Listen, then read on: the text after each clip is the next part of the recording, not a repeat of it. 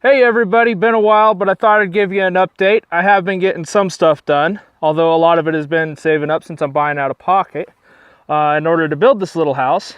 But as you can see, I've got all my floor joists in. I knew that I would have to let it sit for a little while, so that is actually Oops paint from Home Depot that had the wrong color or something like that put in it. So I put that on. It is exterior paint to kind of help protect the wood while it was sitting. Right here I've got about half of the subfloor installed, and I discovered probably my first major oops is whenever I put this together, I used two different boards for the floor joists, and they're 24-inch on center, and as you can see with the 24, it's what it happens is at the end of the sheet ends up not being on the center of the board, because you got to have the board, and then you put both ends of either sheet whenever you butt them up side by side together. That way they're both supported.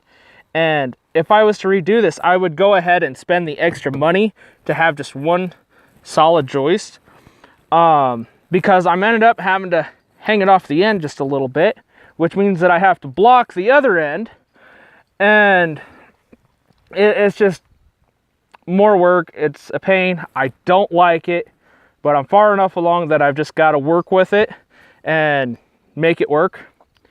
But sheathing the floor isn't too bad by myself. It'd be handy if Jack over there could give me a hand, but yeah, you with your inside out ear, he's not much help whenever it comes to carrying a 3/4 inch sheet of OSB.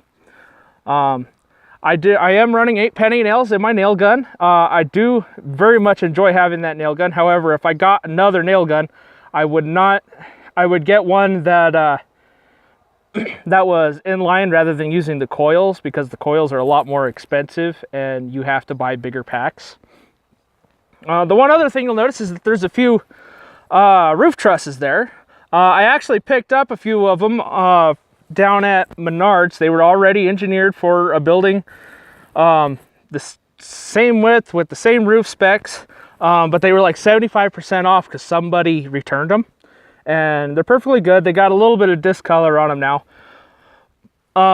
but the big thing with them is, and you can see that there's one there for the end, is that now I can use them and I can copy them to make my own trusses. And there's a lot of people out there that will yell and scream about on how you're not supposed to build your own trusses because of this and that, and it's not safe, it doesn't meet code. And well, I live out where there isn't any codes, and I plenty trust building trusses on my own, because these trusses are really overkill for what I actually need anyways.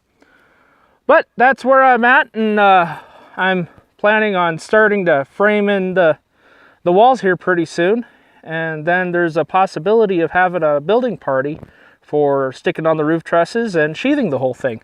So we're getting pretty close to where I could at least, camp out in my own house, and looking forward to that.